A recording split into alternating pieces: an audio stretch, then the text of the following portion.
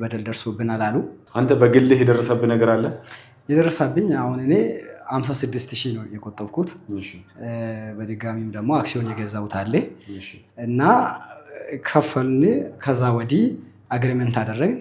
2017 ላይ ርክክብ ታደርጋላችሁ ተብለን በዛ እየጠበቅን እየቆጠብን ያለ ያ ነገር በማይባራ አክሲዮን ተብሎ የነበረውን ወደ ግል ፒኤልሲ ተቀይሯል ተባለ። ቦርዶች ነበሩ፣ እዛ ላይ የተመረጡ ቦርዶች እየሰሩ የነበሩ በጣም ኪስ ጀምረናል፣ በደል ደርሶብናል አሉ። እንግዲህ እኛ አባል ነን፣ መርጠናል፣ አምነን ደግሞ የጀመርነውን እነሱ አራያ ያደረጋብን ሐዋርያ ማቴዎስ ሰብሳቢ ነበሩት። በእሳቸው ምክንያት ወደ ፒኤልሲ ስለተቀየረብን ተባላ።